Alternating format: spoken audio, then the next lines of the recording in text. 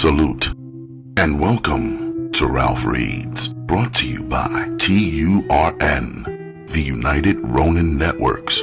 My name is Ralph Anthony Garcia, also known as R4. The legal, the loyal, the regal, the royal, Ronin Ralph, your master of ceremonies. I would like to take this moment to tell you folks thank you for joining me on Ralph Reads, and to please tell a friend to like, share, comment, and subscribe to TURN, the United Ronin Networks. We are Ronin. On this edition of Ralph Reads, I present the next to last rendition of Sister Souljah's The Coldest Winter Ever. So have a seat, kick up your feet, and let the reading commence. Chapter 15. The Jamaican spot around the corner got to break my last 20. 2 patties, ginger beer, and 2 blunts. The speed of my thoughts increased, then doubled. I had to make a move soon. According to my calculations, GS should be coming around any day now. It was unlike him to let 4 days go by without showing up. Even though I had about 5 plans brewing, I felt real uneasy. Staying at their house had me out of my element. Like a true Souljah, I could figure something out when my back was against the wall, but this living arrangement didn't leave me a lot of options. First off, I was never alone. Second, I had no one to feed off of. What I needed was a connection. It was like it was right there in front of my face, but I couldn't hook up the main line. Careful thoughts led me to conclude that Souljah was cock-blocking. She was interrupting my connection to Midnight and GS. She was clogging up my flow. When I stepped back into the crib, I knocked on Doc's office door. She came to answer the door, opening it up only slightly. "My secretary quit. It's real hectic in here. We can't talk now." She closed the door in a hurry. As I turned the knob in Souljah's apartment, I wished that I had not. I walked right into one of those womanhood meetings. I tried to shut the door swiftly, hoping no one saw me, but Lauren pulled the knob from her side and said sarcastically, "Sasha, come on in. I saved a chair just for you." As I saw all of the girls seated in a circle, Lauren locked eyes with me. She kept making funny faces and gestures 'cause she had busted me trying to get out of a meeting both of us hated. How many of you have figured out the answer to the question, what do I believe? Who knows the answer to the question, what do I live for? Who thought about the question, what would I sacrifice my life for? "I'd sacrifice my life for my family," one girl said. "In what way?" "If someone was messing with my sister, I'd kick their ass. If somebody killed my brother, I tried my best to kill them, even if it killed me." "Oh, are you and your sister tight?" Souljah asked, setting the girl up for the kill. "We alright," the girl responded. After a small pause, the girl continued, "It doesn't matter if me and my sister are tight. The fact that she's my sister, and if anybody puts their hands on her, then we gonna be thumping." "How about for a cause? Would you fight for a cause?" Souljah asked. "What kind of cause?" the girl asked cautiously. "Say, for instance, the school in your neighborhood didn't have the right books for the children to learn, or say they needed computers, or even healthier food in the cafeteria." The girl seemed to sense that this might be a trap, so she thought before she answered, then blurted out, "No, I'm not getting involved in all of that. That's different. If somebody's beating my sister up or cheating her out of money, that's different, 'cause that's like an emergency." "What about you?" Souljah asked the next girl. "If my sister wasn't in school, then maybe I'd do something," the girl said. "But why would your sister have to be in school for you to fight for the school?" "'Cause my sister's in my family. My family. I don't know those other kids," she said with attitude. "But the school is in your community. Even if your sister isn't in that school, your sister still has to live in the neighborhood. She will be affected by whatever happens to those other children. If they don't get a proper education, maybe one of them will bust a cap in your sister's ass. Then what?" Silence fell for 3 seconds. Then the girl said, "Then I'll bust a cap in they ass." Everybody laughed. Souljah pulled out a blackboard and started gibbering about how we all a family. We are all connected. We have to look out for one another in our schools and neighborhoods. We have to make anybody who makes money in our neighborhoods accountable to us who live here. As far as I was concerned, this whole topic was a waste of time. The girl was right. If somebody touch family, then family touches them back. If somebody fucks with the money in my pocket, then it's grounds for war. How are we all connected when all of us live in separate places? I bet none of these chicks lived in an apartment as laced as soldiers. When you get a bill in the mail, it ain't a we thing. When I buy clothes, they ain't for we. They're for me. I live for me. I die for me. Luckily, Doc interrupted the meeting. She pulled Lauren out into the hall and I followed. "Listen, Lauren," she said, "I need a big favor. Can you fill in tomorrow until I hire a new secretary?" Lauren didn't look enthusiastic. "But I work up here," Lauren said. "Souljah won't mind if I borrow you. My office is swamped. I'll talk to her. She'll understand." Doc put the pressure on her. "All right, then," Lauren agreed. Back inside, Souljah was still grilling the girls. "How will we as women get along with one another in our communities if we can't agree on the rules?" she asked. "What rules?" one of the girls questioned. "How should we treat each other? How should we speak to one another and about each other? What about our men? How should we treat them? How should we require them to treat us?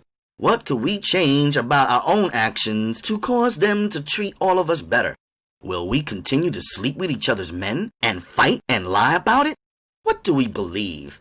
How will we raise our children? What will we tell them?" Souljah was shooting those questions like rapid fire. It was clear to me that she wanted to control everything and everybody. That's it. She was a definite control freak. Late that night, when GS rang the bell, I beat my record time getting down the stairs. "What up, Sash?" he said like I had him trained to say. "You know what's up, nigga," I responded in my playfully sexy way. "I knew you come around looking for me. Slide me your number so we can talk. You know, just me and you." I smiled wide and stuck my tongue out a little on my teeth. "You crazy," he said, laughing. "Souljah here?" Steamed, my smile turned to tight lips. "Stop playing, GS. You know what's up. We don't have to do this here, but we definitely got to do this." GS brushed past me, pushing me to the side. As he headed up the stairs, I ran close behind him and grabbed his shoulder. He jerked his shoulder back, shoving me off. At the top landing of the first flight of stairs, I pushed him. He pushed me back. "Look, girl, you wanna get fucked? I'll fuck you. But don't trip in her house. I ain't checking for that." In the dark shadows of the stairs, Souljah appeared. With her eyes cutting through the darkness like a cat, she asked, "Is everything straight?" looking at GS. "Everything's cool," he said in a raspy low voice. "Peace, Sasha," Souljah said as they left, but in them two words a lot more was hidden. Upstairs, Lauren was waiting. I was so vexed. I didn't feel like swapping stories with her now. "What's wrong?" she asked. "Was that GS? What did he say?" The motherfucker didn't say nothing. He acted like I was wilding out, like he didn't know what was up. Well, what do you expect him to do with Souljah right there in the house? What you got to do is get him one-on-one. "I already did that," I said, calm but angry. "Did you get his number?" "No." "How about the beeper?" "No." "Nothing." "Damn, you fucked up. How did that happen? You didn't get nothing? What the hell were you doing up there in his room?" "I guess we were too busy to talk," I laughed half-heartedly. "Where did you go?" I asked her. "I was with Frankie till about 5. Then he said he had to go pick up GS, so I told him to drop me off." "He didn't drop you off here, 'cause you weren't here when I got here." "Yeah, he dropped me off at Cameron's house." "Who's Cameron?" "This other dude I know." "What did Frankie say about that?" "What could he say? He don't know me. I told him it was my mother's apartment." We laughed again. "Frankie won't see me no more nohow. Once he told me he was GS's personal bodyguard, I decided to cut his ass off. I don't need my business getting back to my sister." While Lauren slept, I sat up all night. When I heard Souljah coming up the stairs, it was about 4 a.m. I only heard one set of footsteps. I decided to confront her in the darkened hallway with my nightgown on. So, is GS your man? I questioned her. No, we're just friends, she said with no hostility. So how come the two of you are always together? We like each other, but we both know it wouldn't work out. Besides, he's leaving on tour tomorrow. She checked the time and said, today. We were just saying goodbye. Why do you ask? I guess I didn't answer quick enough because she started talking again. I thought you had something for him, she said, like she was pleased with herself for knowing things before they happened. But if I did, it wouldn't matter to you, would it? It would, because I have feelings for him. But I wouldn't try to stop the two of you, because he's not my man. Come on in. We walked into her bedroom. Sit down, she said. GS is an entertainer. I told myself there's two kinds of men I will never marry. A performer or a preacher. Why? I asked, thinking, damn, who said anything about marriage anyway? Because you have to know yourself as a woman. You have to know what you want out of love and what you don't want. You have to know what you expect and what you're unwilling to accept or compromise. Now, 1,000,000 women are in love with GS, or at least think they are. Whatever girl eventually gets him can never be happy. Her man will be hunted and desired by so many other women. Everyone will see her as the person who's in the way, the person they need to get rid of. A man like GS would have to work overtime to convince the woman he chooses that he really loves her, that he really will be faithful. For the most part, he'll probably try. He'll say no to 1,000 girls. Then there will be just that one. Someone with a beautiful face like yours, Sasha, a perfect figure and pretty toes, and he'll say yes to her. Or, let's say he's faithful. Half the time, he'll be on the road. You would have to be the kind of woman who doesn't mind being left alone half of the time. That's not me. That's not what I want. Then, with the performers, you never know anyway. Her voice lowered to a whisper, like this was top secret information. Never know what? A lot of them are bisexual. They look like men, dress like men, talk like men, are surrounded by women, but they sleep with men also. Not GS, I blurted out. You never know, she said. That's why you gotta watch for a long time before you jump into bed with someone. It's not what they say that gives them away. It's what they do and how they do it. I watch closely. Most things are not what they seem to be in this life. Most people are not what they seem to be in this life. Most people find it extremely hard to tell the truth about themselves. Living has taught me that. Souljah was undressing as she spoke. It was as if I wasn't even standing there. So who is good enough to be your man? I don't really think of it that way. I look at it as when I meet the man for me, I'll know it. I'll feel it and he will too. But even when I feel it and know it, I'll wait and watch for a good while. But if you like GS, give it your best shot if that's what you really want. As she sat down on the round bed in her bra and panties under the dim light, my mind raced to figure out the riddles she was speaking in. She was like the kid around the block who you'd get all pumped up to fight. You'd take off your earrings, necklace, pull back your hair, and Vaseline your face. You'd give her your best punch, then she wouldn't hit you back. It just took the fun out of everything. So what up with the digits? I asked on my way out of her bedroom door. What digits? Oh, I maybe thought you hook a girlfriend up with GS's phone number. Come on now. I'm nice, but I'm not stupid. If you want to hook up with GS, you'll have to work it out on your own, between the two of you.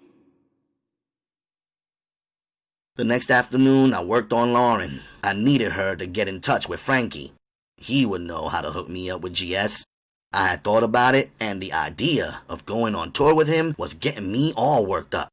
I'm realistic. The nigga don't have to marry me straight off. We could just travel, spend his money, and enjoy our fame. The other chicks didn't matter as long as I controlled his pockets. Once I got on the road, I will be unstoppable. I'd be out of this prison, have access to the dough, and I'd be meeting real, not broke down ghetto girls or chicks in turbans or philosophers or wannabes. I would learn the game, whatever the game was, 'cause I was a fast learner. Right about now, I was giving GS the benefit of the doubt. I shouldn't have played up to him in this house where he couldn't act natural. I should have waited, set the scene and the mood. But I was gonna give him a second chance to make the smartest move of his life. I don't want to talk to Frankie. I already told you that. That was Lauren's response to my pushing her. Come on, just do me this solid. Girl, you know I would do it for you. I sensed that maybe she was reluctant to get GS's phone number from Frankie because of her sister. I tried to put Lauren at ease. Look, Souljah told me to go for mine with GS. No, she didn't, she said with disbelief. Yes, she did. Last night we was up talking. When? She never told me to go for mine with GS. Lauren's words were laced with jealousy. Whatever, Lauren. Look, are you gonna do this or not? What makes you think Frankie's gonna give me GS's number anyway? She asked me.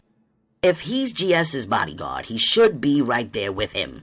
He could just pass him the phone. All I need is 5 minutes. 5 minutes, and I know I could persuade GS of some things. Alright, but Frankie is an asshole. He's on his own dick too hard. But I'll do it. Go in Souljah's room and pick up her phone. I'll call him on this phone. You listen and write down the number if we can get him to give it to us. Lauren got Frankie on the phone. Frankie? What's up, baby? Who this? This Lauren. Lauren from New York or Lauren from Philly? Lauren with the chinky eyes and the sweet New York pussy. Oh shit, I know that's right. Damn, you miss a nigga already, huh? Well, you know how it be. What you got on right now? Nothing but a black leather belt around my waist to spank your badass with. Yeah, this my freak. Like to tie a nigga up and all that. So where you headed? North Carolina. Got a show there tonight. Should have called me yesterday. I'd have brought your ass with me. Where GS at? What you asking for that nigga for? I'm not asking for him. Sounds like you was asking for him to me. Nah. We on the tour bus. That nigga's in the plane riding first class. Oh. Well, where are y'all staying at down in Kakalaki? Some of us will be at the Hyatt Regency. Others of us will be at the fucking Best Western.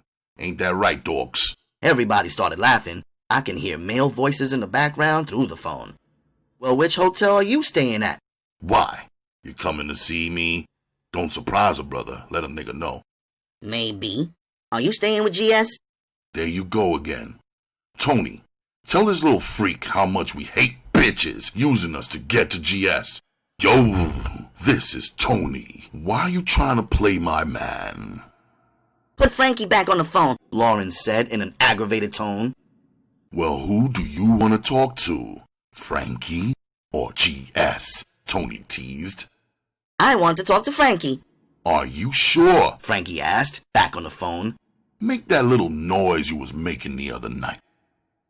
Lauren started moaning on the phone. She sounded like a cross between a snake and an owl, but Frankie loved it.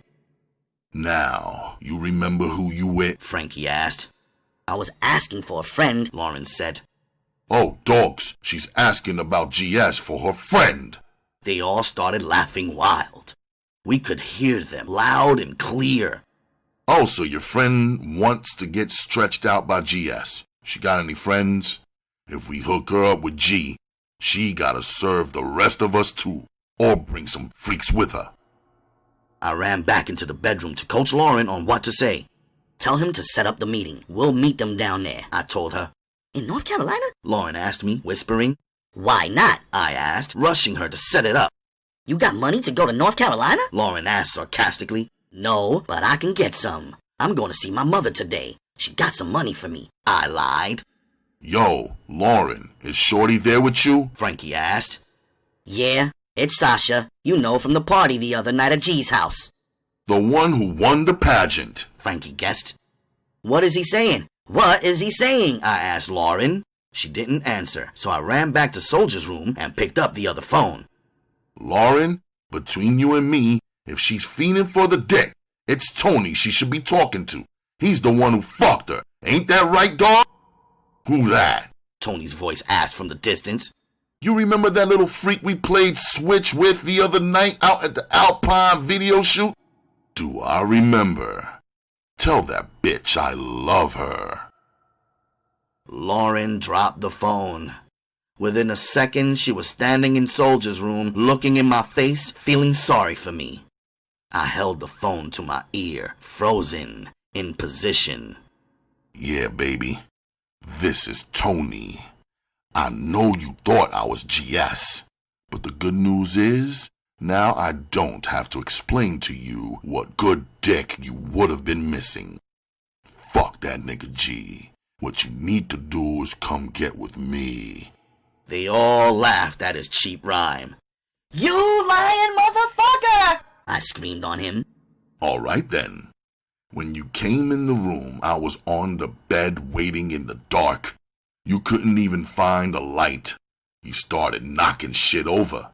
You tried to suck a sip out of my Cristal bottle, but I had already drank it all.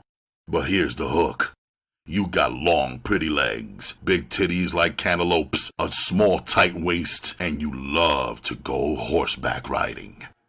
They all started cracking up. I love you. I love you. I love you, girl. Let's do it again. Vendetta is the word, except it isn't strong enough. That afternoon, while Lauren worked in Doc's office, I sat and talked with her. That conversation cost her $300 because that's how much I lifted from Doc's strongbox without Lauren even knowing it. Seems like everybody around here got something to prove, but these bitches were not going to outsmart Winter Santiago. The next day was the AIDS benefit. I had forgotten all about that bullshit. My nerves were shot. I promised myself I wouldn't sit through one more meeting or speech. Nada. But the pressure was on. Souljah was bossing everyone around, rehearsing Lauren about how to place the volunteers, security, etc. Dressed in red and white, the colors for all workers from the womanhood class, me, Lauren, and Souljah were on our way out the door. Doc's voice stopped us. Souljah, I'm sorry. I can't make it to the benefit. Not having a secretary has left me in a bad position. Souljah looked disappointed. But here's a check for $1,000 to support the wonderful work that you're doing. Souljah gave her a hug and a kiss. I'm thinking, See? It ain't no sweat for her to just throw away $1,000. One more thing, Doc said. I need Lauren's help today. I know how much you need her, but right now, I don't have anybody else. Now, after Doc gave $1,000, what could Souljah say? Lauren turned on her heels of her cheap shoes and went back into the house. Well, you've been around for months, Souljah said to me. You know how important this benefit is to me? I'll need your help today. Do you think you can handle it? At the church, Souljah went into the back with the important people. At 5 p.m., hundreds of ticket buyers started to file in one by one. By 6, the crowd was so big, they had to open the second balcony. Girls from the womanhood class in red skirts and white blouses stood against the wall every couple of feet. There were ushers and security. More girls lined the wall on the now packed balcony. Up on stage, Souljah was seated at a long table with doctors, dignitaries, and other stuffed shirts. And among all of this bulging crowd, in their haste, they somehow left me at one of the 3 doors to collect money. I was amazed at this crowd of people I had never seen. Ladies with big church hats, men in suits with brims, Volvos, and Benzes. Even the young people had on suits and dresses. No sneakers to be found, not even a pair of baggy jeans, and definitely no hats. There was an old man who stood at the entrance and reminded each boy to remove his hat. More surprising, however, was the flow of $20 bills piling up in my basket as I sat behind a table collecting on one side, and 2 other girls, one of whom was Rashida, sat behind a table on the other side. I began to separate the 1s, 5s, 10s, and 20s, and turned all the dollar bills in the right direction the way Daddy showed me to. When the preacher said, "Let us bow our heads and pray," everyone bowed. I gently grabbed a stack of 20s, 10s, and 5s. I was not greedy. I left at least half in the basket. I was only a 2-step motion dropping the bills into my red coach bag, the one I had purchased to match GS's Jeep. When heads raised from prayer, I was my calm, courteous self. I resumed taking funds from the latecomers and stragglers. Setting myself up for a flawless getaway, I told Rashida, who was always ripe for the sucker shit, that I had a terrible stomachache. To gain her complete trust, I asked her to hold my money basket while I went to the bathroom. The bathroom was situated in the back of the church by the stage. I walked slowly and confidently to the back, checking on the ushers like I was the manager or something. It was easy to give them orders and watch them follow. Just a little bit of authority in my voice, and I had them all jumping. In the bathroom, overly helpful ladies chatted with each other. "What a lovely church! Oh, are you a member?" "No." "I am." "Yes, our pastor is the best." "How do you like our stained glass windows? Aren't they beautiful?" "This place is huge, isn't it?" "Sure is. It seats at least 1,500 people." The 1,500 people sounded the loudest in my ear as I stood behind the door counting my new riches. $15 a person times 1,500 people? Without paper, I calculated $22,500. 7,000 of them were in my bag. My heart started to beat fast. The small space in the toilet seemed to get even smaller. My scalp busted a sweat. A couple of deep breaths and I was okay. Hell, aren't the benefits to raise money for those who need it? Why did people with AIDS need the money when they were just going to die anyway? I rolled the money up and placed it in the rubber bands that I usually use for my hair. In my boldness, I walked to the front of the elevated stage. As soon as Souljah spotted me, she leaned over and asked, "What's the matter? Are you okay?" In the baby voice, the one I had watched Lauren use so effectively, I said, "My stomach's going crazy. I just threw up in the bathroom. My mouth tastes so nasty. I'm so sorry." With a face full of concern, she responded, "You've done a lot to help out. I have a check for you for all the work you've done for me when Lauren wasn't around." Just then, a young suited man was at the podium introducing Souljah. "Go to the house," she said. "I have some baking soda, kaopectate, and Pepto upstairs in the medicine cabinet. Whichever you prefer. Lay down for a while. You'll feel better soon." In an unusual move, she planted a kiss on my cheek. As I looked up at her in surprise, she smiled and said, "In all the commotion, I forgot to tell you that I spoke to Bilal this morning." "Who?" "Bilal. Midnight," she repeated. "Your cousin." Gagging for air and holding my stomach, I said, "Oh, Midnight." "We'll talk," she shouted over the crowd's applause. She gestured goodbye with her hand, then stepped to the podium. A track star couldn't have been faster than me. My legs were carrying my body swiftly toward the house that was a little more than a few blocks away. I rang the bell. It took about 5 minutes for Lauren to answer the door. Even though I had my poker face on, my forehead was sweating too much for a winter afternoon. "What's wrong?" she asked. "How did it go? It can't be over so soon." "No, it just got started." "Then what are you doing here?" "I got some serious stomach pains out of nowhere." "Did you tell Souljah you were leaving the church?" "Yeah, we talked. She sent me home to get some medicine. She said I should get it from upstairs in the medicine cabinet. Do you want to see Doc?" "No, I'm just going to take some of that kaopectate and head back to the church to help out." "Oh," she said suspiciously. Upstairs, I ran into Souljah's bedroom. I took the key off her jewelry box, which was right on top of her cluttered dresser. I opened the file cabinet and flipped feverishly through the files. I had to check each one for the first name, Bilal. I didn't know his last name. Finally, I got to Bilal. I grabbed the folder. I snatched the New York Times off of Souljah's bed and placed the folder and all of its contents in between the pages to conceal it. In Lauren's room, I grabbed my empty Nike luggage bag and placed inside it everything that absolutely could not be left here. I surveyed Lauren's dresser for my belongings, saw my beeper, and threw it in the Nike bag. Out of nervousness, I checked my red Coach bag again. No problem. My money was still there. I grabbed a roll of 20s, peeled off 2 of them, and slid them into my red leather jacket pocket for easy access. I opened the small drawer on the bureau and collected my diamond necklace, my bracelet, and my earrings. I put them into my red bag. My lipstick, hair comb, brush, and of course, my box cutter were the last to go in. I double-checked everything. With my hands full, I stepped lightly down the 5 flights of stairs. So exciting to be leaving this place forever. Panic racked my body when I hit the landing, approaching the last flight of stairs. I was staring down at Lauren, who was standing at the door, paying what appeared to be a delivery man. There must have been 20 medium-sized boxes covering the foyer floor. Are you going somewhere? Lauren asked. Yeah, back to the church. Without saying anything, Lauren's eyes dropped down to my Nike bag. Oh yeah, I didn't get a chance to see my mother yesterday. She was pretty upset, so I'm going to see her right after the benefit finishes. Oh, she said suspiciously. Well, can you help me out with these boxes before you leave? They're Doc's medical supplies. With my hands full, I looked at all 20 or so boxes. I was hoping when Lauren saw in my face that I really didn't want to do it, she would say never mind.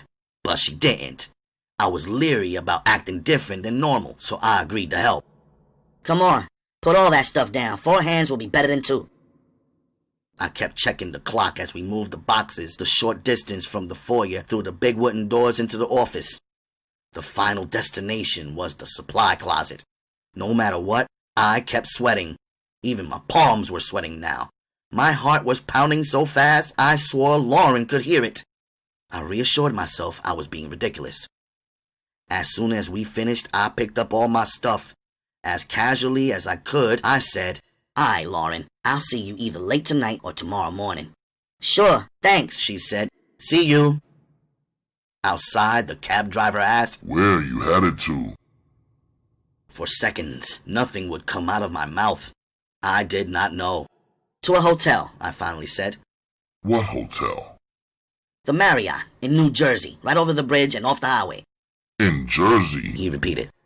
"That's gonna cost you $35. "No problem." But he still didn't move the cab. I reached into my pocket and gave him one of my 20s to get him to start driving. As I looked to my right, I saw Lauren's face disappear as the window curtain being held by her hand dropped back into place. We pulled off. When I opened the file tucked inside the New York Times, the first thing that fell out were old newspaper clippings. The first article I picked up had a picture of my father and our house in Long Island. The second paragraph mentioned me by name as well as my mother. "Fucking bitch Souljah," I mumbled. She knew who I was all along. But the fact of the matter is, I got the last laugh. She would never be able to prove I took that money. She had too many people collecting it and no system to account for who had what. As I checked further into the file, there were letters in open envelopes and loose papers. Some letters were from Midnight to Souljah. The papers were copies of letters from Souljah to Midnight. There will be no more secrets. I was going to look through everything and read every word. Most importantly, I would soon discover, I hoped, where Midnight lays his head at night. "We need a major credit card to secure your registration, ma'am," the lady at the desk said. "You don't take cash?" "Yes, if you would like to pay cash, that will be fine. It'll be $200 for the room and a $20 refundable deposit for the phone." Happy to shut the snotty receptionist up, I unzipped my coach bag and reached in for my roll of 20s. Instead, I pulled out 2 bottles of Wet n Wild lip gloss and a half-eaten chocolate chip cookie. I stood staring at my own hand as if I had 6 fingers. The picture frame froze. Everything in front of my eyes stuck in the same motionless position. Lauren, described by her sister as the trickster, quote-unquote, had switched her red leather coach bag with mine. As I squatted down to check the bag, not because I had hopes that it was mine, but out of disbelief, I flipped it over and emptied its contents onto the hotel carpet. There was nothing of value in the bag. The inside stunk from the odor of 2 bottles of rubbing alcohol she had in there. She must have thrown these in at the last moment so I wouldn't notice the weight change. As every muscle in my body collapsed from the sheer stress of the situation, my butt hit the floor. The voice of the hotel woman was flying over the counter and dropping down onto my ears. "Excuse me, miss. Do you want the room?" "I'll be back," I called to her. I used my hands to sweep all the junk, except the crumbs, back into the bag. I walked away in slow motion, lifting my Nike bag off the bellhop's trolley. Chapter 16. I found myself seated in the hotel bar. I didn't have no thoughts 'cause my brain was shut down or frozen or something. I didn't even know what city I was in. I was able to hold off the waiter who at first was pressuring me to buy a drink. I told him I was waiting for my boyfriend who had a room in the hotel but was running late. After 1 hour, that excuse was exhausted, so I gathered my bags and walked out the front door of the hotel. The hotel was situated right off the highway. I could hear the cars passing behind the wooded area that separated the hotel from everything else. As I stepped out into the street, I looked to my left and saw nothing but trees. About a half mile up there was a traffic light. Complete silence. To my right, there were more woods. No stores, no payphones, no sign that people even lived there. As a winter chill cut through my light red leather jacket, I clapped my hands together to keep them from stiffening. When you have some place to live, you don't think about the weather too much. Facing the reality that I had nowhere to go, I realized that it was me versus nature tonight. As I thought of every person I had ever known, my list of who could help me out added up to almost nothing. I had a brainstorm and ran back inside the hotel. I sat in the telephone booth and tried desperately to remember Sterling's phone number. Calm down. Don't panic, I told myself. You know what Daddy says, but it was useless. When I relaxed enough to recall the number, I dialed it and got the stinking operator's voice. This number has been changed to a non-published number. In a rage, I kicked the folding telephone booth door and injured my own toe. In the hotel bathroom, I removed my red skirt, white shirt, and stockings. Pulling my jeans, polo shirt, and Clarks out of the Nike bag, I got dressed to be more comfortable for the unknown. Leaning against the mirror, I realized that not only was my diamond jewelry that my daddy gave me and all my money gone, so was my box cutter. I felt naked without a weapon. I was taught that a girl should always have a razor, switchblade, box cutter, needle, mace, or a burner for her defense. Remembering a Brooklyn specialty, I pulled out a pair of socks from my Nike bag and headed out the door. Across the street where the woods lined the outside of the highway, I filled my extra pair of socks with big, sharp rocks. Squatting down, digging in the dirt separating the rocks, the voice in my head said, "This is it." Packing the socks in my pocketbook, I headed back to the hotel bar. There was no plan. Everything was spontaneous. I didn't know what to do now, but I would know when the time was right. In all the movies I had ever seen, the bartender is always the one with all the information. So I ordered a ginger ale to purchase the right to sit on the bar stool and talk to him. "Do you live here?" I asked him. Sure do. "It seems like a small place. I'm from the city." It's a great town, Teaneck. We're part of Bergen County, the third richest county in the country. "Is that right?" I acted casual, unimpressed. We've got great shopping malls just a short way down the highway. That's where all the restaurants are, too. You like dancing? There's a few clubs out here, but mostly people party at the bar scenes. "Do you have homeless people?" I asked him. What? He responded, a little puzzled. "Ordinary question for a New Yorker," I smiled. Our homeless live better than I do, and I work. When you live in a town where people have money, there's a lot of charity. Practically any church could point you in the right direction. Hey, you're the most glamorous homeless person I ever saw," the baby-faced bartender said. We laughed. He was just passing the time, but I was taking in everything that surrounded me. Every customer was important. I watched the opening and closing of the cash register, and the woman playing the jukebox. There was an elderly woman who entered the bar 45 minutes later. She caught my interest. She was wearing a Versace blouse, ugly but expensive earrings, and some fine slacks. As she sat down at the bar and ordered a Bloody Mary, she fumbled with her wallet and accidentally dropped some loose $20 bills on the bar top. When she gathered them up to put them back inside, I saw about 7 different credit cards. Her hands kept moving like she had that shaking disease. It only took seconds to catch the pile of diamonds on her wedding finger. The slim driving shoes by Gucci with the leather patch at the heel were being wasted on her old feet. I tried to guess what she had in the Nordstrom's shopping bag underneath the tissue paper. I guess your boyfriend's a real jerk, the waiter said to me. It's either that, or he's some kind of NBA player. You know they stay here sometimes. What kind of guy other than a superstar could leave a beautiful girl like you in the bar alone? All right, don't tell everyone. I teased him, gathering my stuff and waving goodbye. It was only 20 minutes later that the old lady came out into the parking lot. When she saw me emerge from behind the side wall, she was startled and placed her wrinkled hand over her heart. I'm sorry, I said in my most pleasant voice. It's just me, from the bar. Oh, not to worry, she chuckled nervously as she clutched her bag, zigzagging in between this car and that car. I walked behind her.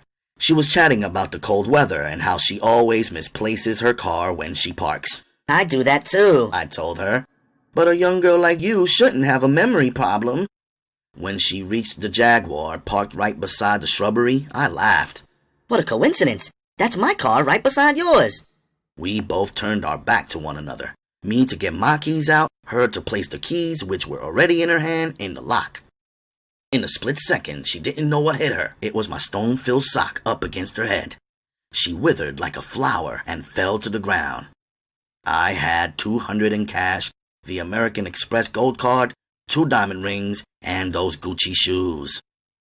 I was on my way. Lucky for me, I was smart enough to leave her car and that Nordstrom bag right there. I didn't run or nothing. I just walked up the pathway along the woods. Bartender told me how to get to the bus. On the highway route, I discharged at the Holiday Inn. It was $60 for the night, which was more reasonable for me at this time. After a long, hot shower, I sat on the bed with the pillows behind me. For some reason, I couldn't settle. I could not sleep. I pulled out those letters. I would read them all. I would find out Midnight's address. Maybe I would go wherever he was. He was the only link to my past, the only free person I could trust right now. May 1993. Dear Bilal, when I first saw you in the library at Columbia University, I assumed you were a student. I'm sure you didn't notice me. There were many reasons why I noticed you. 1, you were reading Hadith. Secondly, you just had a powerful presence. Now this may sound odd, but I watch everything and everybody very closely. It's my way of learning to understand life and people. Most of the brothers at the Columbia campus have no presence at all. In fact, it's as if they made a conscious effort to reduce themselves so no one would find them offensive, too black, or too strong. Even the brothers who are not introverted are not like men. They're like children or caricatures. They play games they should have left behind many years ago and find it extremely difficult to focus on anything that is not of a required academic nature. So there you were, mature, black, and yes, beautiful. I didn't disturb you because you seemed perfect as you were, uninterrupted. I knew if I did not stop to say what's up or to introduce myself, I might not ever see you again. After all, I am not a Columbia student and am only on the campus once a week. But still, I let it go. After not seeing you for a couple of weeks, I was surprised to notice you were heading toward me with Phil, the Columbia student and volunteer in the children's program where I teach. When finally he introduced us, it seemed that we barely said peace to one another. Yet, we looked into each other's eyes, forgetting to drop hands from our initial shake.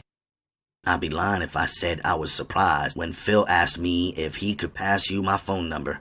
Before giving it to him, I asked him your age. He said you were 22. He volunteered that you were not a student, just a friend of his from Brooklyn.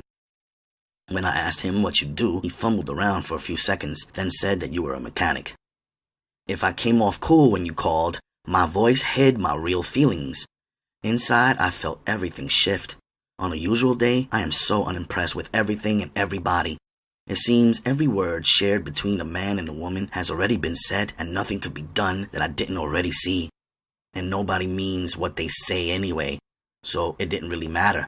Yet, as we talked, I felt my breathing intensify, a sign that I'm still alive and capable of feeling.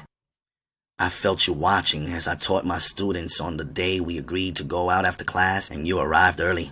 At the cafe, after debating with you about whether there is hope for a new uprising among today's youth, the thing that stood out most in my mind were your hands. On one side, they were dark and strong, long and thick. On the other side, they were soft with deep colored lines. Your nails were clean. I'd even go so far as to say they were manicured as I noticed their dull shine. When I asked you one-on-one what you do for a living, you responded with the same silence that Phil had. Seconds later, you said you were a businessman. When I pressed, you said you owned a car service in Brooklyn. It probably was the way you walked, like you owned all of Manhattan, or the way you talk in a masculine, slow yet steady way, or maybe it's the way you place your hand in the middle of my back as I'm walking through a door that you're holding. So I figured an auto mechanic and a businessman with a car service were not so far apart. Besides, you even gave me your business card. Because we were both busy, I treasured the time we had after class once a week. I held on to things I wanted to discuss in politics concerning the progress of our people. I knew you would always introduce an interesting angle or unexplored response. Besides, every now and then I get sick of staring into the blank faces of students who could care less about world events, politics, or even people they are not directly related to. So you got inside of me, not physically, but in more intimate ways.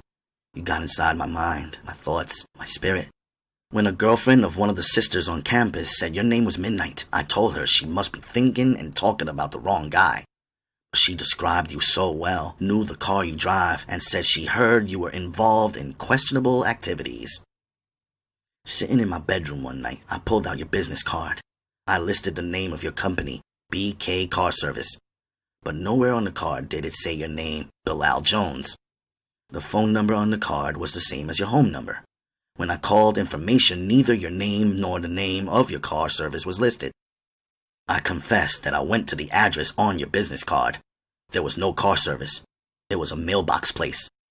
So here I am, reviewing everything in my mind, knowing in my subconscious that a man with such a sensual level of confidence about everything, a trait which has been erased from so many black men, had to have some kind of tragic irony to him. I flipped through the scenes of our 2.5-month emerging friendship. Despite my sweet addiction, I have decided to end it. I'm writing to you because it's easy for me this way. I cannot be deceived or seduced by the passion and strength of your voice. I cannot be persuaded by the power of your reasoning. I will not call you. I ask that you don't call me either. As this class ends this week, you will not see me anymore. I see no reason to know you, to continue if you are involved in what I suspect. In fact, it makes you so typical and undesirable to me. SS. May 1993. Sister Souljah. All a man has is his business. Without it, he has nothing. Women are confused. The same things you love are the same things you hate. Have you ever seen an aggressive, confident man with broke pockets and no business? If you did, you would not remember him. If you remember him, you will not respect him. You could have just bounced and not said nothing, no goodbyes. You said something, so what we have between us must not really be over. If I don't see you now, I'll see you later, but I will see you. Bilal. July 1993. Peace, Souljah. You're always on my mind. Even when I try to push you out, you're on my radio or on somebody's television. So you're holding out on me. I'm surprised. I just knew I would hear from you. I even bet myself it would be a week to 10 days after I drop you a line, but nothing since. So the strong girl thing isn't an illusion. You're right about one thing. Everything being said by the woman I date has already been said. Everything being done, I already did. As you put in one time when we was chillin', what's the sense in fucking an empty-headed girl? It's like fucking a hole in the wall. I know I bugged you when you said it. I didn't even consider it seriously. But now that it's been brought to my attention, I find myself tripping over the words we shared, the thoughts we exchanged, and your pretty smile. I miss you. Give a man a break. Missing you. Bilal. September 1993. Peace. I reread your letter. You said you like to watch people. That's how you get your understanding of life. Well, I live in these streets. That's how I get my understanding of life. The hard way. The real way. A man's way. I heard you talking about black unity the other night on the radio. Look, Souljah, I dig you, but you're fooling yourself. Niggas ain't never gonna be unified. You put all your time into organizing niggas, yet you lock out the nigga who's real with you. Me. What do you want from me? Can I live? Are you better than the niggas you're supposed to be helping? You put yourself in a position to judge. Only God can do that. I want to see you. I know your Columbia classes start up again next week. I'm coming to check you. Peace. Midnight. September 1993. Dear Bilal, it's funny how the same thing a man loves is the same thing that he hates. What makes me stand out as a woman is that I have non-negotiable principles, strength, and faith in my people. From the time that we shared, you seemed to love that, admire it even. Now you hate it because my ways have isolated you. The truth is, you've isolated yourself. I move on a vibe, a combination of what I see, think, learn, and feel. If I was to move strictly on feeling, I'd get myself into a whole lot of trouble. I already did that when I was 18, 19, and 20. Now I'm 24. I've learned a lot because that's what we're all supposed to do. Only a complete asshole will keep repeating the same old mistakes and blaming it on something else. Hell, we have all had it hard. It may not seem like it, but I grew up in the projects. I lived in poverty. I didn't have no father in my house. I'm not asking for sympathy. Every black face has a story, many times a gruesome story. But we have to get over it no matter how bad it might be. We have to recreate our families and build our communities again. It may seem hopeless. Many times I get depressed, but I move on because I have to. God requires this from me. I do know something. Where there are drugs, there can be no love. There can be no family. Drugs rob every person, man, woman, and child of their beauty. Drugs turn people into animals who can only respond to instincts. Drugs are so powerful, they eradicate the God in both the taker and the giver. I have worked with prisoners incarcerated in New York, New Jersey, and North Carolina. Hundreds, thousands, and millions of drug-related convictions. The contradiction, maybe I'll find out after death, is that behind those walls seem to be the majority of black men, and increasingly women. The tall, the dark, the beautiful. But how do we get men and women before they are hunted like foxes and trapped like rats and treated like ants to understand the concept of unity, working, building, living together? It seems the black national anthem is, if it's broke, don't fix it. What do I want from you? The best that you have to offer instead of the least and the easy. Do I think I'm better than you? No. I know in many ways you're brilliant. That was my first real attraction, the power of your mind. But you lack the understanding of life that every man should have. I can assume this because you have not denied being involved with drugs. Therefore, in life we make choices, conscious decisions to move left or right. We reap the rewards and or disasters of the choices we make. I do feel you. I feel you all the time. However, I won't see you. Don't bother to check me. SS. September 1993. Yeah, you want it, raw dog? Here it is. I tried to hold back because of my respect for you. You won't see me, so at this point I have nothing to lose. Men and women will never think the same. They live different lives, separate realities. Women want love, peace, and unity and shit like that. Men are tribal. I ain't trying to save the world. Just trying to get my piece for my crew, that's all. That's all it's about, and that's the most you can ask for. What you know about that? You want to know who I am and what I'm about and how I'm living? You want the truth? My name is Bilal. My mother and father and I were born in Sudan. They raised me to understand love, honor, respect, loyalty, and family. Then my father was killed by tribalism in the war for what men want: power, control, land. Just so you be clear, my father was killed by black men, African men. Me and my pregnant mother came to this country when I was 7. From the minute I arrived, I had to fight. Niggas stayed disrespecting my name, disrespecting my accent, disrespecting my clothes. While holding my ground, I got rid of my accent, my clothes, and even my name. I found out quick what brought respect, and I schemed to get it. In the hood, I've been fucked up by black cops and white cops. Why? For no reason, except the cops is a tribe, and they fighting for a piece of the action as well. I got into my body, working out, judo, taekwondo, all of that. I learned everything I needed to know about burners, all kinds. One afternoon, I'm walking down the staircase to get my little sister from the babysitter's house. I was late.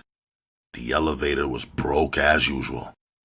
Now this big nigger on my way named Lance, a dude 3 times my size, who had banged me up more than a couple of times, had my 8-year-old sister pinned against a wall with her panties down and his dick in his hands. I'm wondering what this motherfucker is doing, 'cause she ain't got titties, curves, nothing yet. When I called out his name, he turned around and charged at me.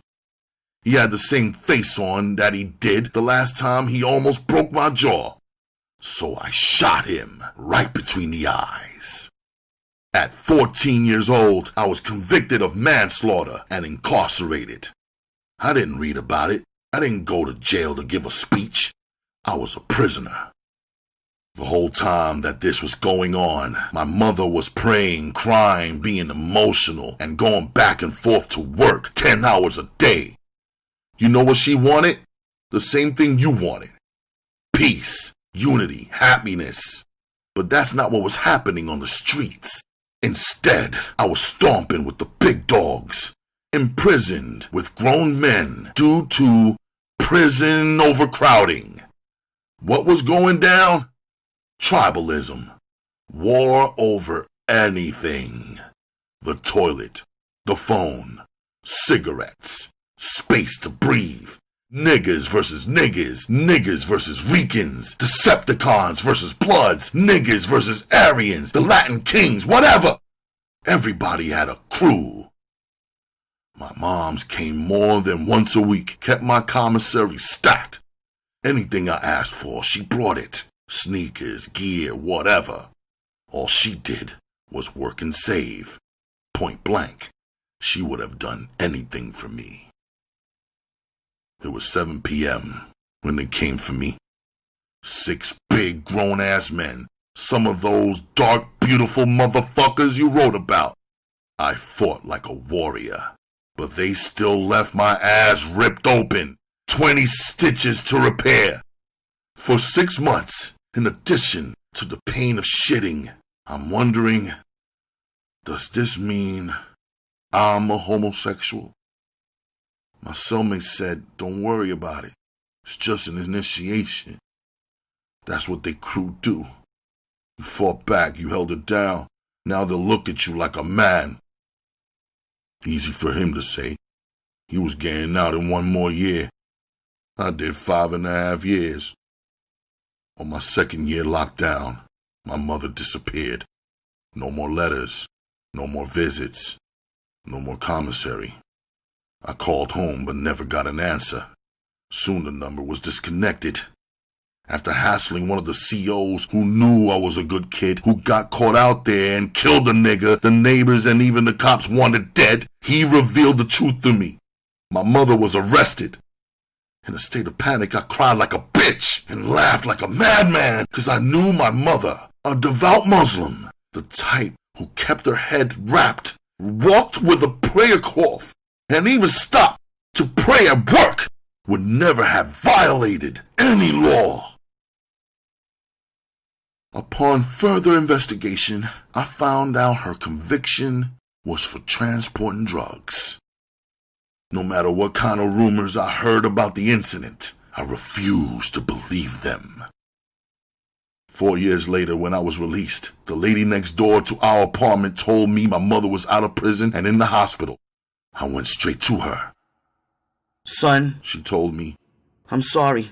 An inmate from your prison told me if I didn't bring him some drugs to the prison on my next visit to see you, they were gonna hurt you again. They said when you come home, I will no longer have a son, I'd have a daughter. I didn't know what else to do. They told me if I told anyone, I'd be attending your funeral. I just needed to see your face before I die. Don't cry for me, son. Allah has a place for me. I cannot live here. These are not my people." My mother died trying to tell me about my sister. As she lost her life, the words just wouldn't come out. It took me 4 weeks to find my sister. She had been adopted by a white family. The agency told me I could not see her, could not think about getting her back until she's 18. Then only if she wants to come to me. My mother left a will. In her 6 years of work in the U.S., combined with the inheritance left by my father, she had managed to save a good piece of money. Even from prison, she was able to keep up her life insurance payments somehow. I couldn't collect any money, according to her, until my sister turned 18. It was placed in a trust under my sister's Effie's name. After my release, I searched for work for 6 months. The one line they gave me on every job application to explain, "Have you ever been convicted of a felony? If so, please explain," didn't work out. How do you explain murder? It just runs people and employers away. The man who took me in when I was jobless and homeless has been like a father to me. For that, he has my eternal loyalty. In my youth, I was taught that if someone saves your life, you owe them your life. With steady work, good money in my pocket, a roof over my head, and all the things a man needs to be more than invisible in his world, I stand firm on my 2 feet. You cannot teach me to be a man. You may know a lot, but you know nothing about that. I'm drawn to you, Souljah. I hope you know how to take this. You remind me of my mother. There's something so pure about you, so beautiful. I respect your mind, your body, the whole package. If I could possess you, I know my mother would smile down on me. But could you think about me and you instead of the whole world? Could you think about me, Bilal? October 1993. Midnight. I'm sorry about your mama. During the months that we spent together, I noticed how sometimes you would be so alive and talkative. Then suddenly you'd fall into a strange silence. I figured there was a very personal story behind that silence. In time, I told myself you might confide in me. It just so happens that time is not on your side. It seems you want me to care about your feelings and your family, yet and still, in your line of work, you don't care about anyone's feelings or family. What makes your mama so important when you would sell crack to someone else's mama? If I dared to love you, my mama, my family, my life would be in jeopardy. It is only a matter of time before you will pay for your wrongdoings.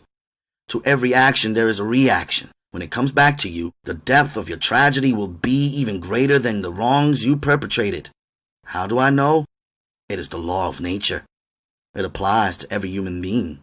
Because I love myself, my family, and have worked very hard to do the right thing in my life, I don't want to be standing next to you when the walls come tumbling down, and they will tumble. It's ironic that a young male who had so much more than some young blacks in America, a father, a country, a culture, would end up in the same low-life business that killed his mother with the same attitude that murdered his father. So you say it's about your survival, huh?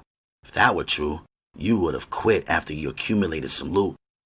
Maybe started a little legit business, rescued your sister, but no, the money's in your blood. The money is your God. It's all about the Benjamins. So call it what it is. In life, people make choices. We pay for every little choice we make. You traded everyone else's life for yours. I traded my life for everyone else's. We don't belong together. Drugs is a government game, Bilal. A way to rob us of our best black men, our army. Everyone who plays the game loses. Then they get you right back where we started, in slavery. Then they get to say, this time you did it to yourself. I won't play that game. February 1994. Souljah, it's been a long time. Every man moves at his own pace. I'm free to call you now on your terms. Now, there is no reason you shouldn't accept my calls. Midnight.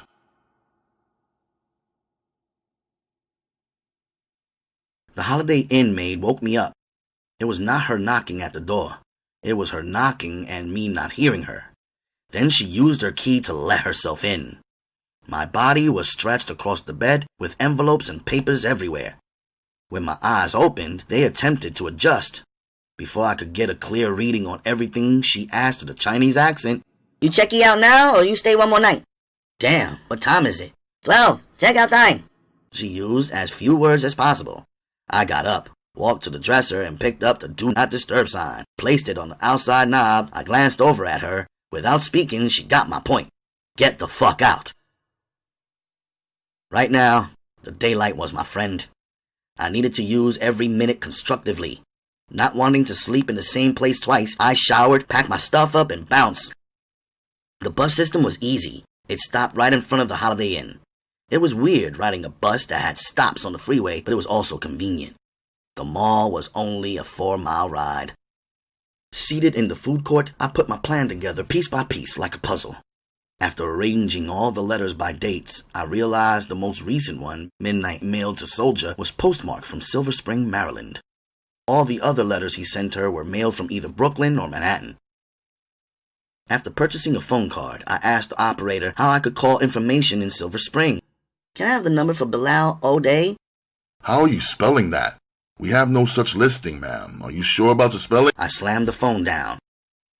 Passing the American Airlines ticket counter located right inside the mall, I asked the woman behind the table the price for a ticket to Silver Spring, Maryland. The closest airport to Silver Spring is Baltimore. When would you like to fly, ma'am? The question was so simple, yet so crazy. I had never flown anywhere in my life. Now, I blurted out. The airline lady laughed. You will be leaving out of Newark Airport, I presume. How far is that from here? You can take public transportation from this mall to the airport. It should take about an hour, calculating the stops and all. The earliest flight I could get you on would be leaving today at 5:15 p.m., arriving in Baltimore, Maryland at 7 p.m. this evening. Is this round trip? No, one way. With 1 day's notice, one way will be $320.97, tax included. I'll be back, I mumbled. I figured the bus had to be cheaper. All I had was $130 and change. I will also need money once I arrived. The bottom line is, I would need much more money, regardless. I would need money to stay and money to go. If I traveled to Maryland, it would probably take me a few days to track Midnight down. From the sound of Silver Spring, it was a small town. I'd check the obvious places that no one could avoid. The supermarket, the barber, the mall. I'd even go to the post office, the party spots, and ask around. I was sure Midnight had an apartment by now, some place that was laced with all the finer things in life. He will allow me to stay there with him. I had no doubt in my mind about that. Circumstances were different now. When he left, I had places to stay, or so he believed. Now I had no one to turn to but him. Santiago needed him. Like Midnight said in his letters, a man has his loyalty. After a short shuttle bus ride, I arrived at the Greyhound ticket counter. I was given a schedule for travel to Maryland. The woman quoted a price of $65 one way, which was only $8 cheaper than the round-trip bus ticket. Don't ask me to figure it out. Next to the Greyhound counter was a bus line called Peter Pan. A little Mexican guy handing out coupons called my attention to the place. $25 round trip, the old lady with the I smoke too many cigarettes deep voice stated. I'll take it, I responded with no hesitation. Let me tell you now, sweetie, this ticket is a special rate. It's non-refundable. I said I'll take it. I didn't know what Maryland had in store for me. I did know that in exactly 1 hour, I'd be out of town. I cut across to the deli and grabbed the seltzer and ordered a sandwich for the road trip. The woman said it was almost a 5-hour ride, with the stops included. At the magazine stand, I picked up one fashion magazine, Cosmopolitan, and a pack of Butterscotch Lifesavers. I don't know whether my stomach was rumbling from hunger or from the excitement of knowing I was gonna see Midnight. I was falling in love all over again after reading Midnight's letters.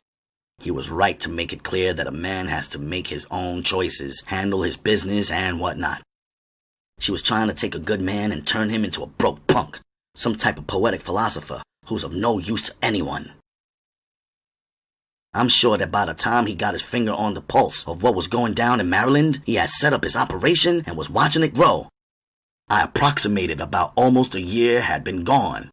I bet his connections were ripe. The bus rolled in 15 minutes early.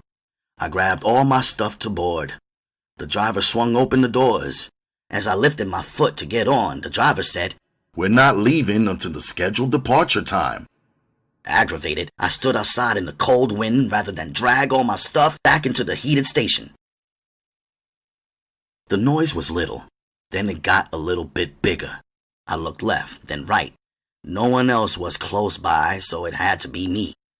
Unzipping my Nike bag, I pushed clothes every which way. Hitting on the inside of a pair of my lingerie was a beeper. Oh shit.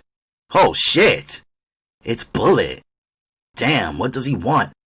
With 5 minutes left to boarding time, I debated, call him now? Call him later? I gathered my bags and rushed into the station, only to find that all 3 payphones were occupied. Peeping a businessman with a cheap suit holding a cell phone, I rushed over to him. "Excuse me, mister, can I use your phone? It's an emergency." He was reluctant, but I gave him the little girl help me look, nervously licking my lips. Still no answer from him, so I repeated myself. "Please, sir, that's my bus right there. It leaves in 5 minutes. I just need to make 1 call." He handed the cell phone to me. My eyes bounded from the beeper to the phone buttons, punching out the phone number. I pressed send and took a long, deep breath. When Bullet got on the line, I had to be cool, not pressed.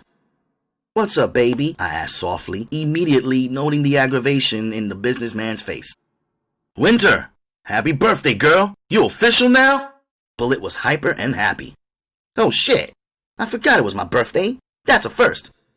"Thanks," I said, still playing it cool. "I'm coming to get you. Where you at?" "I'm in Jersey." "What you doing all the way over there?" "I just came out here, to do a little shopping. You know how I do it." "Well, get something sexy. Last year this time, it was all about you driving me. This year, your man got everything under control. We done elevated. What you know about a birthday in Key West?" The owner of the cell phone said, "Miss, I need my phone back." "Who's that? Who the fuck is that? I know you ain't with no nigga. Oh, a nigga taking you shopping? That ain't nothing. Whatever he got, I could double it. Shit, I could triple it. I'm caked up, Winter. Stop fucking with them small timers. Who is that?" "He ain't nobody," I said coolly. "You're damn right he ain't nobody. Tell that nigga to bounce. Tell him." Bullet was all the way gone with anger, so I decided to play him. The phone owner's face grew red with anger as well. "Bounce, nigga," I said to the white man. "What?" he questioned me with his veins popping out of his neck. "Give me my phone." The owner grabbed for his cell phone. Jumping back from his reach, I told Bullet, "I told him to bounce, did you hear me?" "Good," Bullet said, but the man was demanding his phone back. "Oh, what, is he beefing? Is the nigga beefing? Tell that nigga he better be gone by the time I fucking get there, or he's a motherfucking dead man." "If you know what's good for you, you'll bounce before my man gets here," I told the white guy. The confused phone owner warned me. "I'm gonna get security. I'm gonna call the police." "Pick me up at Nostrum right over the GW Bridge. I'll be on the north side entrance." "Don't worry, baby. I'm on the way." "Bullet, one more thing. Where's Key West?" "That's Florida, baby. Don't worry about it." I followed quickly behind the irate man. I handed him his phone before he could alert the authorities, who were nowhere to be found in this little bus station. Thanks was all I said to the man with a polite half smile. Quickly, I jetted out of the bus station. I jumped on the mail shuttle, jumped out at Victoria's Secret, and dropped my last yard on some sexy lingerie. I jetted to the north entrance of Nordstrom and waited. Standing with only $100 worth of Victoria's Secret goodies, my night bag, and the red leather coach bag, my mouth hung open. Then I checked myself as Bullet rolled around in a cream-colored Lexus coupe. All my juices everywhere in my body leaked out with excitement. It took great concentration for me not to just jump out of my skin and go buck dance naked on the hood of the car or something. The warmth in the car made the winter cold seem like a crude prank. I checked out every inch of the interior. Yet I knew I had to chill, like I ride in one of these whips every day. My father had a car like this, but this was the new model. As my ass fit into the soft grooves of the leather seat, Bullet leaned over 2 inches from my face. Where that nigga at? He'd been gone, I told him, going right along with it. Bullet threw the car into reverse and raced backwards to the corner of the building. He peered out the tinted windows down the sidewalk lining Nordstrom. Then he shifted into drive and raced to the opposite corner, checking down the street. My imaginary lover was nowhere to be found. You know you mines now, he said, like I was a trophy or an expensive piece of jewelry. His lips were wet, teeth white, and haircut fresh like his barber trimmed it on the drive over here. It had been a year since I really got a good look at him. I don't know if it was his Armani leather coat or if his body was even more buff than when I saw him last. This nigga Bullet thought he had to fight to make me his girl. I'd let him believe it too. Little did he know, I was his when he pulled the whip around the bend. Bullet made me throw my Nike bag and all of its contents in the garbage. He said he didn't want me wearing nothing no other nigga bought. He could take care of his girl with no problem. I didn't have no arguments. After a 25-minute drive, we parked the coupe in the airport parking lot and boarded American Airlines. We sat in the first-class section with the executives, sipping champagne and listening to hits on his CD Walkman. We felt good all the way to Key West. Chapter 17. Sunshine, heat, and palm trees. A dramatic departure from my life 12 hours ago. To say I was gassed would not be enough. It wasn't so much the scenery, although I seen 100 types of trees I'd never seen before. It was the balls of the whole thing. This is the type of life I saw myself having, leaving town with no permission, warning, or limitations. This whole matter was what made Bullet so damn sexy to me at that moment. He was making the rules, maybe even breaking the rules. He was the shot caller. A man who can only react to life could never have me. A man with excuses about why he couldn't make anything happen his way could only win pity, but never respect. The airport limo delivered us to our Key West, Florida villa. The beach was a short walk away. The most noticeable thing about the villa was that everything inside was white and clean. No dingy color, not eggshell, not cream-colored, but a crisp white, seemingly fresh painted place with ceramic tiled floors. We only explored the villa once over for about 10 minutes. Next thing I know, a driver was taking us shopping. Now, Bullet was obviously the one with the money, but he didn't push hard. He asked me where I wanted to shop. He walked patiently behind me as I led the way through the most fashionable departments. When I tried things on, he sat inside the dressing room despite the store's attendant's objections and commented on every piece of clothing I modeled. The crazy thing is, he never had nothing bad to say about anything I selected. That's it right there. That's the bomb, baby. You're wearing that dress. Look at those sweet thighs. 10 perfect toes. Now when have anybody seen that before? So I stretched things a little, was aware of how I stood, was stylish about undressing, and did seductive things to keep him in the palm of my hand where he appeared to be. We ate dinner in a little Cuban restaurant. It wasn't an expensive-looking place. In fact, it was more like a huge kitchen in someone's house. It didn't have a vibe like a business, but the food was mad good. I was surrounded by young Cuban waiters who served me hand and foot. More than 2 of them waiters was giving Bullet props for having a fine woman, La Morena, they called me. One of the guys started talking Cuban to me, or Spanish, or whatever it was. He apologized when he realized I couldn't speak it and explained to Bullet that I looked Cuban because of my skin, dark eyes, and hair. Unlike the jealous rage I expect to see in Bullet, he smiled, pretty teeth all exposed, like the proud holder of a $50 million lottery ticket. Now, I don't know what they put in that food besides a half a pound of garlic, but they must have done some kind of voodoo on me, 'cause it made me all warm inside and real horny. Even my chest was warm, and my titties felt bigger than normal and extra sensitive. When the feeling of my own titties rubbing against the cloth of my own shirt turned me on, I knew it was time to get back to the villa. We didn't have to say much. We understood each other. After bags were put away, he handed me a glass of champagne. We got nice. As the CD player pumped slow jams, Bullet began to tongue me slow and sensuously. I ain't no punk, so I tongued him back, sucking his lips and chin. He kissed me with his eyes open and kept his lights on the way that I prefer it. He unfastened my hair tie and my hair fell down. He put his hands all through my hair like he was tossing a salad. "This is all you," he commented, 'cause I didn't have no weave. The way he was all up in my head, if my hair would have been fake, his fingers would have been all jammed into strings, glue, or whatever. As he licked my collarbone, both hands exploring my shoulders and breasts, he said in a low, sexual voice, "You have the softest skin I have ever touched." It was live to see my roughneck turn into a house cat. Easing me out of my blouse and unstrapping my bra, he laid my back on the cold ceramic tile and my nipples puffed up and out. Undressing me totally, the cold floor sent a sensation all over my body. "Your pussy smells good," he said as he buried his face in it and allowed 2 butterscotch lifesavers he had gotten from me to go inside of me while his tongue searched for them and sucked them out. By the time he found and got control of the melted candy, I had come twice. I couldn't control my shouting. Getting eaten out always made me crazy. My moaning had him harder than U.S. steel, so I wrestled him over and mounted him. I tried to ride him like a prize jockey, but he wanted to dominate. Seconds later, I was butt up, face down, and we doggy-styled until my whole butt was filled with warm semen.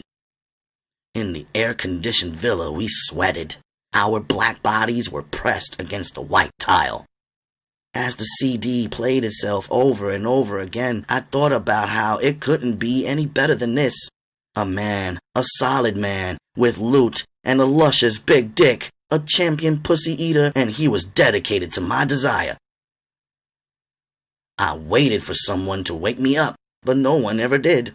In the morning, we went straight to the beach. My new bikini was killing every onlooker.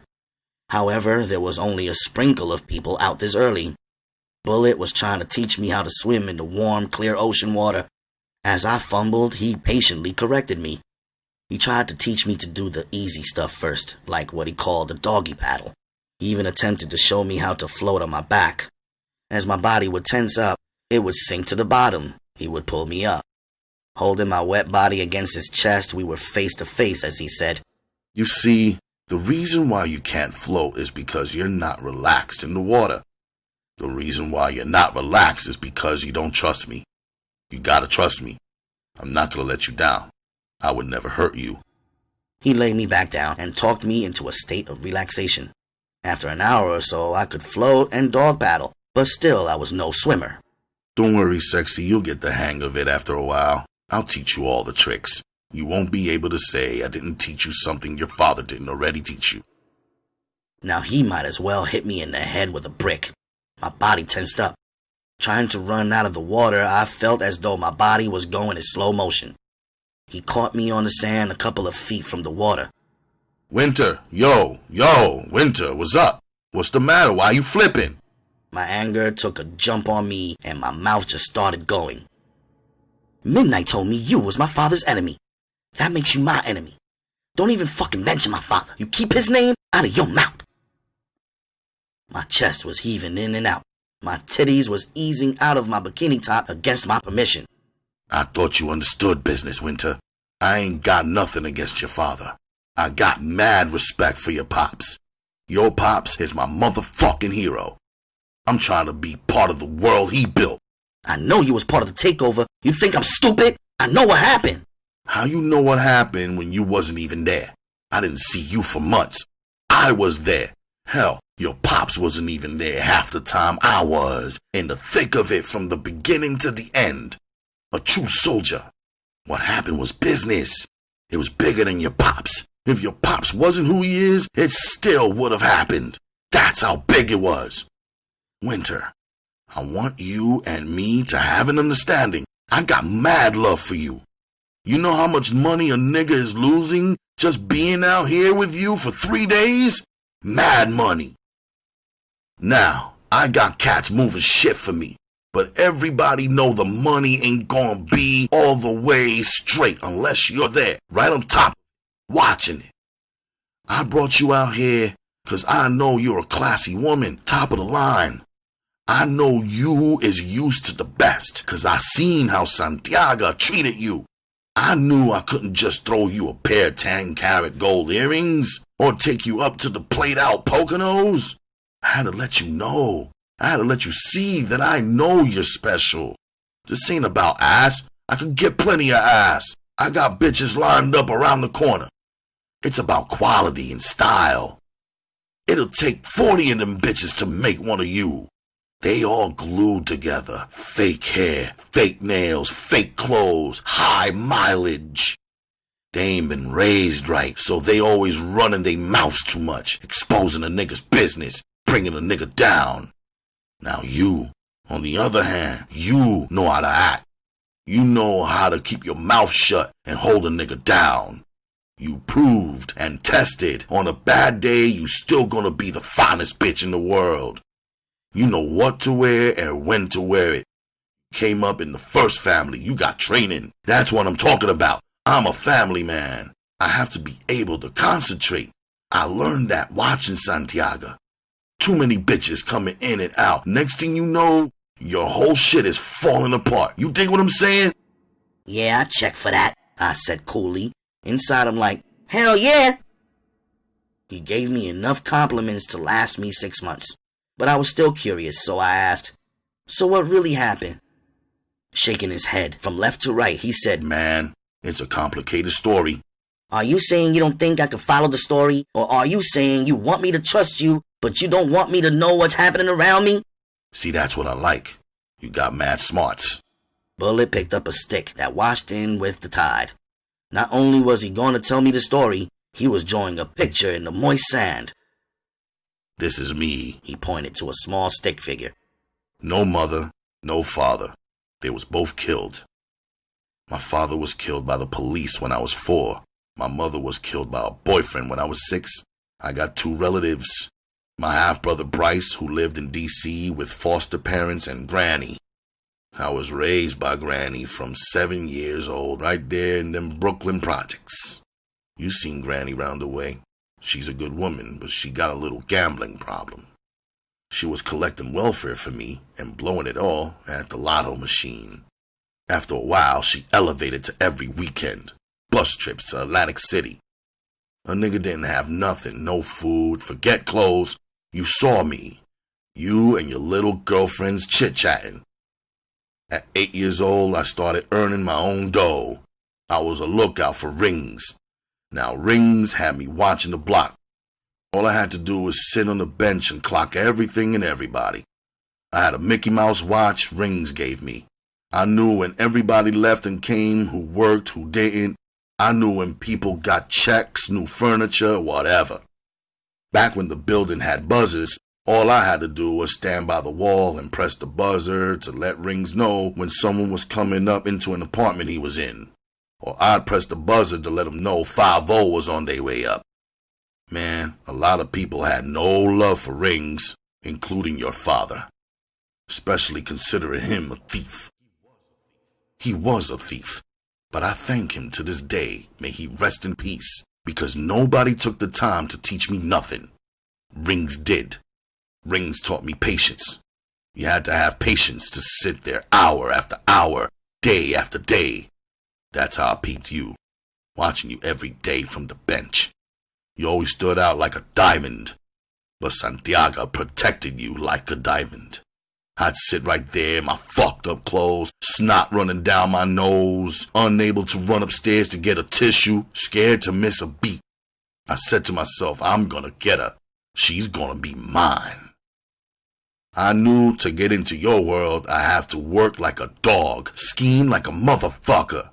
Hell, nobody was gonna just let me get down just like that. I was already an outcast because I worked for rings. I didn't have no family, no connections, so I started to watch Santiago. He was my hero. He had the respect. There was something so smooth about that nigga. Even before he became boss, he was like a politician, all dressed up like every day was an occasion. Everybody liked his way of talking. I always thought he was able to connect with the big up whites cause he's light-skinned with that good hair. Them same cops he had on the payroll doing business with him was the ones who would beat a brown nigga like me with no mercy.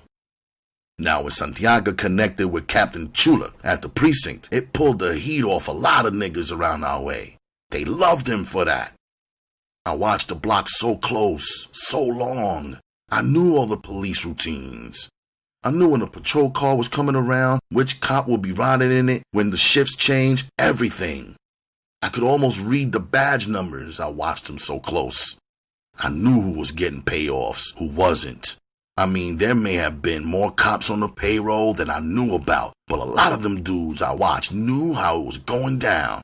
Santiago made use of most niggas in the hood. He knew how to make everybody feel good. He gave every man a purpose. Some money for their pockets, money for their families. Some niggas he shut down, like Rings, who he had no respect for, and a few of his independent dealers, and stacking them. The stick-up kids. There wasn't nothing they could do about it though, cause he had it all hemmed up. He was making it possible for so many cats to get paid that any bad talk against him was not only bad for that person's business, it was bad for their health. Next thing you know, you might turn up disappeared. About a year and a half ago, right before your family left the area, there was a crew of young heads, 13 to 16-year-olds. In a surprise attack, they stuck up one of your pop spots, got away with mad cheese. Word went out in the streets that Santiago got stuck up by some kids. At the same time, Captain Chula retired. It was unexpected, but that old fuck caught a stroke. Rudolph became DA. He started up some campaign about cleaning up the drugs in the hood and busting crooked cops. On the streets, the DA's office started recruiting informants. Any available $2 nigga signed on as a snitch with Rudolph. Meanwhile, the crooked cops panicked, tried to cover up their tracks.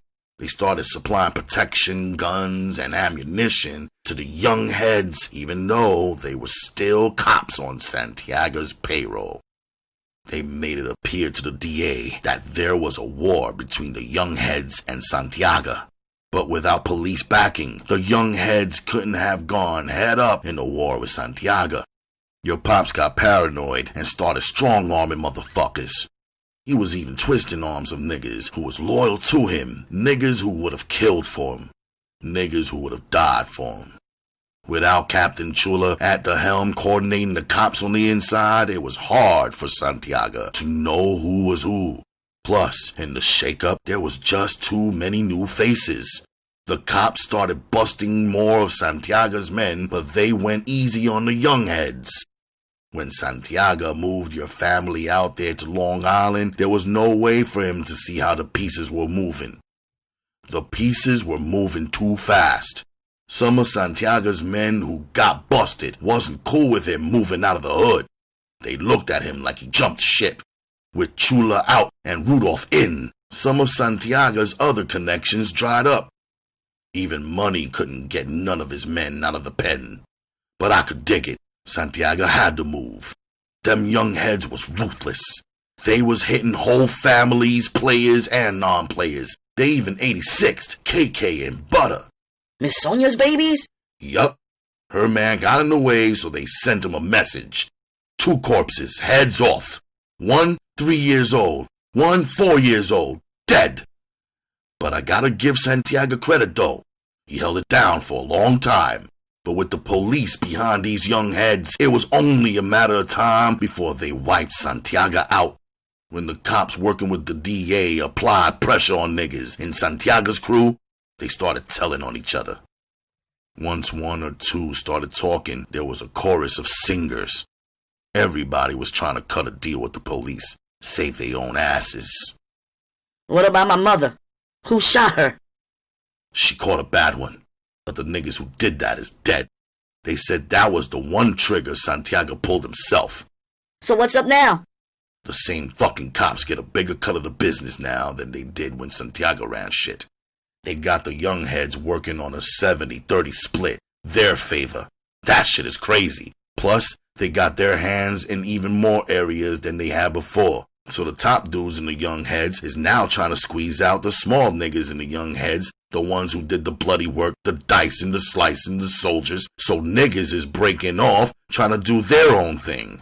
Little businesses springing up here and there, you know? And what about you? Where do you fit into the story? The young heads, that's not the name of your crew, is it? Captain Souljah, that's not his real name either, is it? Bullet smiled. Damn, you smart. It was easy to figure. Why would you tell me all this? I am Santiago's daughter. I could tell him everything you said. Bullet hung his head between his legs and mumbled. It wouldn't matter. Santiago's finished. He's a legend, but he's out of business. He's charged with everything. He's even killed 2 niggas in the pen. He'll get life 4 times over. He hasn't been convicted of nothing yet. So what do you want from me? I asked Bullet with tears for daddy in my eyes. I just want to put you back where you belong, on top. I just want to be your man from when I was broke on the bench. He smiled a seductive smile, almost as if he was popping the question. One more thing. The young heads? That's the fake name for you, Slickhead and them, ain't it? Who, me? He smiled. I'm just a lookout. Seriously? I got me a little side hustle that turned mad big for me. I hook up all the hip-hop stars with what they need. Like a private doctor who's on call. I got a couple of other businesses brewing. I'm about to close out business with the young heads. Niggas is too shady. They always talking about we. They call us the family. But the dividends don't spread around the family like they should. They don't want to bless the real soldiers, so I'm about to relocate.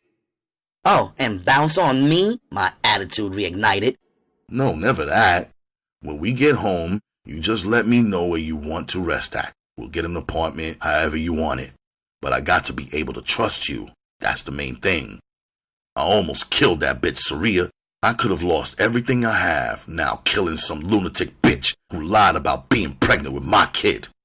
I don't want to chase behind no chick playing detective, you know what I mean? You understand me? I checked for that, I reassured him.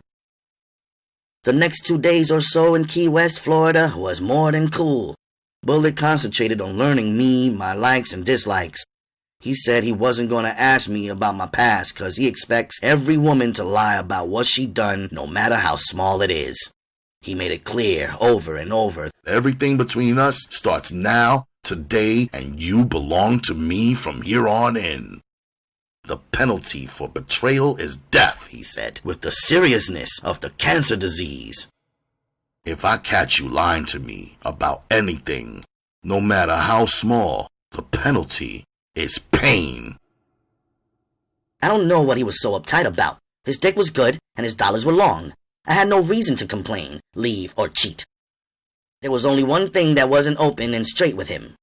I told him I needed to find out where my father was locked up at. He got quiet for a while as if he knew the spot, then promised with as few words as possible to help me locate him. It can't be that hard, he's locked down. Now I thought about it a minute and decided maybe Bullet thought my father would be against us being together. I wasn't planning to tell Pops about me and Bullet. I just needed to see Pops to make sure he was straight, stack up his commissary, and let him know I'm still his number one and he's still mine. I didn't push it with Bullet. As far as me finding my father goes, it was non-negotiable. Hell, Pops had put 17 years of loving and taking care of Winter. That's 16 years and 361 days more than Bullet put in. As we lay on the bed in our undies, kicking our feet up, munching popcorn, and watching old movies on the rented VCR, Cooley High brought back memories of our kittyhood in Brooklyn. It was odd that me and Bullet grew up in the same place, yet had different childhoods. He was telling me grungy survival stories. My stories were mostly funny. An icy cold fell over me in the villa on our last night when our reminiscing revealed what was happening now. In the place I used to love, Brooklyn, but wouldn't be caught alive in anymore. It was Bullet who brought Simone's name up. Yeah, that crazy bitch got pregnant. She got as big as a house. She went into the hospital to have her baby and came back home empty-handed. Nobody wanted to ask her mean ass what happened. As Bullet continued talking, I didn't ask him no follow-up questions on the Simone issue. It was clear that he had no idea that me and her had beef. I don't want to get an apartment in Brooklyn.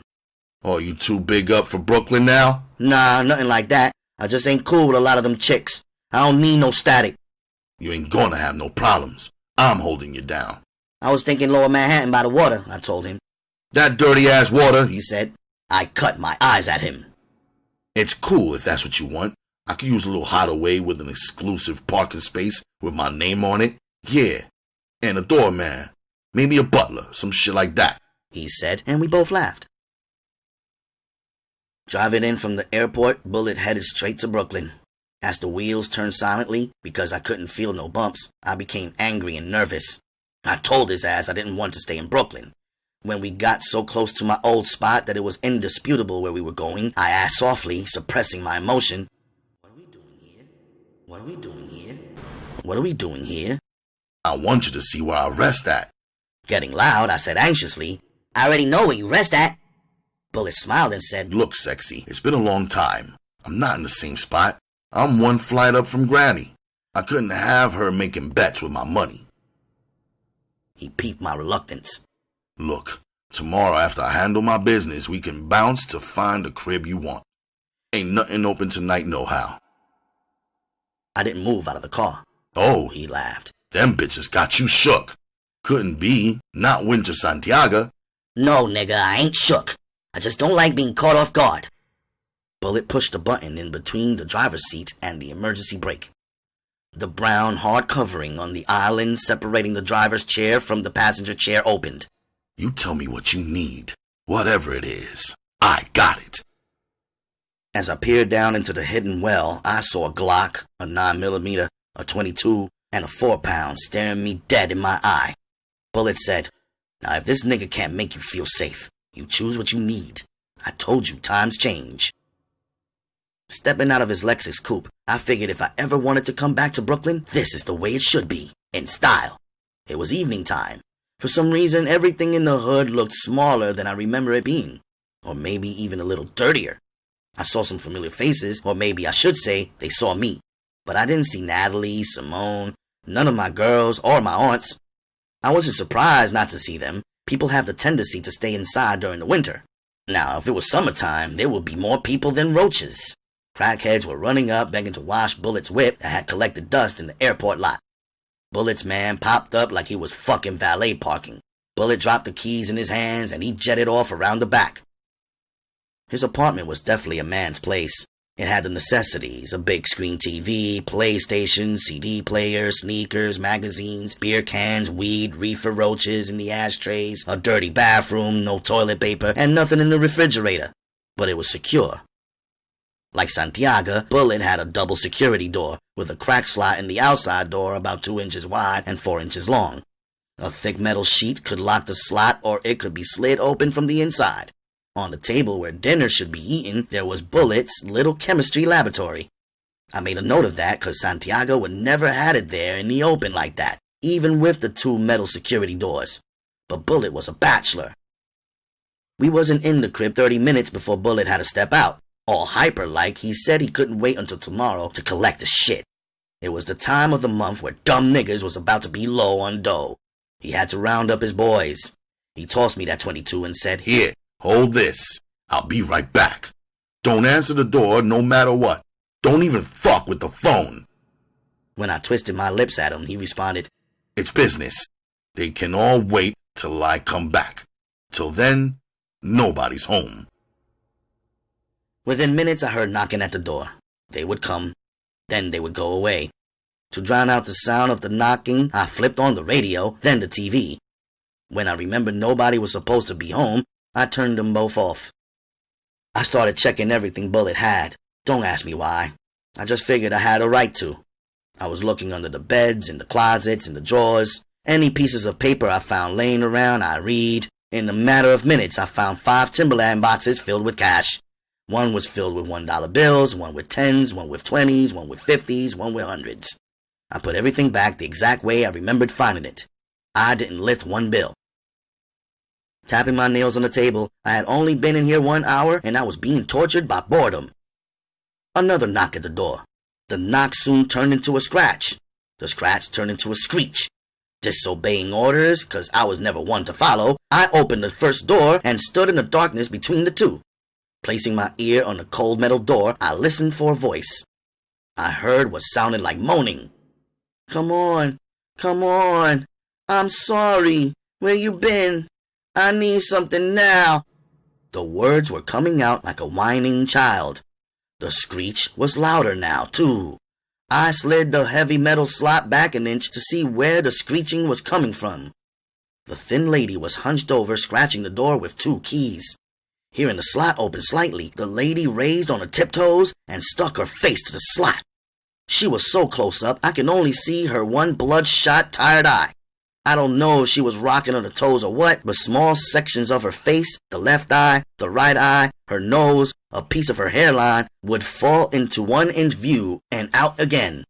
When she stuck her 2-toothed mouth in the slot, I saw the scar, the twisted position. The 90-pound crackhead at the door was my mother.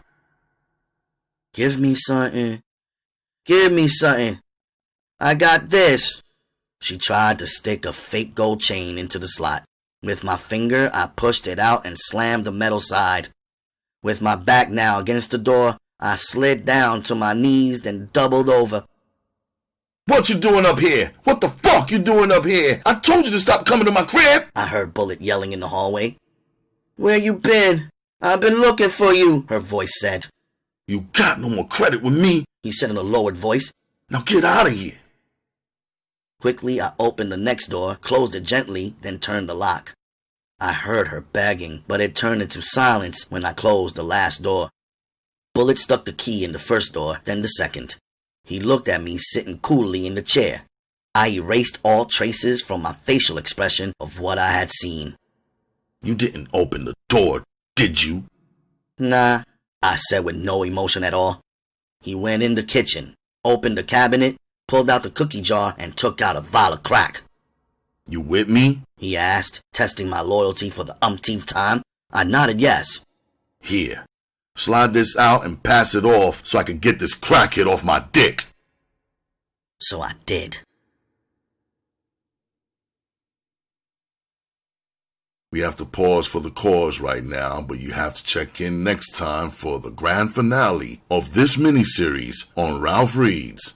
I would like, or rather love, to thank you queens and kings, fellow royalty, for stopping by. You may connect with me via Facebook. Send a friend request to Ralph Anthony Garcia on Twitter and Instagram at RGMC2407. Send an email to rgmc2407@gmail.com, where if you would like to leave a small donation, please use the Zelle app or paypal.me/RGMC2407 or Cash App. My cash tag is RGMC2407. You may also connect with me on my other channel, RGMC, Ralph Garcia, Master of Ceremonies, and right here on TURN, the United Ronin Networks. We are Ronin. Fellow royalty, pick up a good book, read a good story, and set your good self free. I appreciate you and I love you like cooked food. I will see you folks for the grand finale of the Sister Souljah miniseries on Ralph Reads. Be a better friend to yourself before you meet a swift end to your health.